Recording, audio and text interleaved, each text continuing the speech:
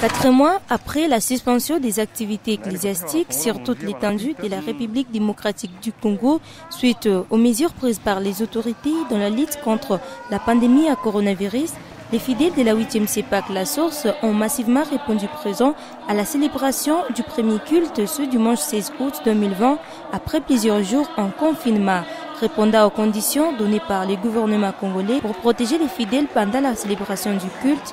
L'église 8e CEPAC La Source, au travers la commission du diaconat, s'est bien préparée pour recevoir les fidèles.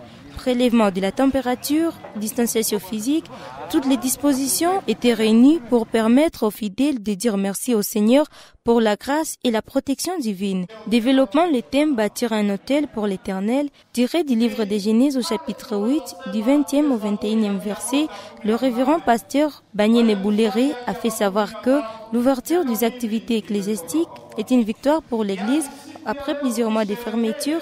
Tout en rappelant la mission principale de l'Église, celui-ci a invité les hommes de Dieu de la ville de Goma et ceux de la province en général à prendre la question de la COVID-19 comme un défi à relever pour l'Église.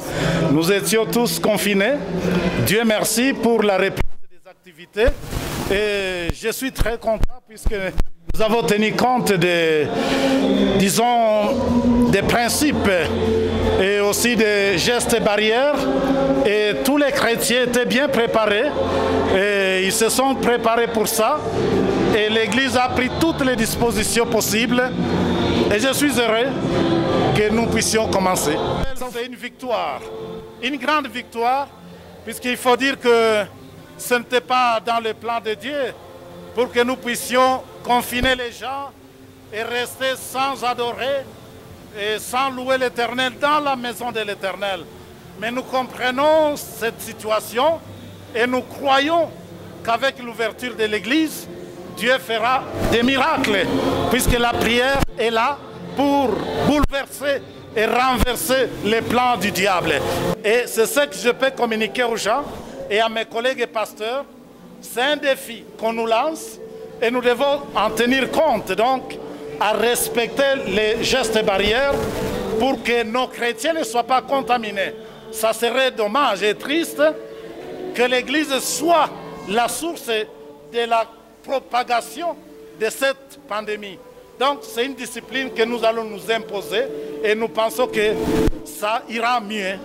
Tout en signifiant que le moment des confinements s'est présenté comme une opportunité pour cultiver la vie personnelle avec Dieu, les fidèles de la 8e CEPAC La Source n'ont pas caché leur joie pour la reprise des activités ecclésiastiques.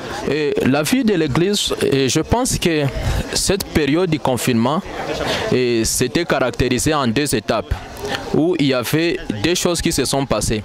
Premièrement, ça a manqué l'Église comme assemblée de Dieu, mais aussi ça a permis à chacun de nous de faire l'auto-évaluation de sa vie avec le Seigneur. Pour dire que d'une manière, ça a été négatif et d'une autre manière, ça a été positif. Par le fait que chacun de nous et chaque personne, il a trouvé le temps de faire l'auto-évaluation de sa vie, indépendamment de pasteurs, indépendamment des serviteurs de Dieu, aussi indépendamment de l'Église. C'est un sentiment de joie et de gratitude de la part de l'Éternel pour ce privilège qu'il nous accorde encore de nous réunir, d'être dans sa présence et tout. Vraiment, nous sommes émerveillés. Pour rappel, c'est depuis ce samedi 15 août, date fixée par le gouvernement congolais, que la reprise des activités ecclésiastiques est intervenue sur toute l'étendue nationale.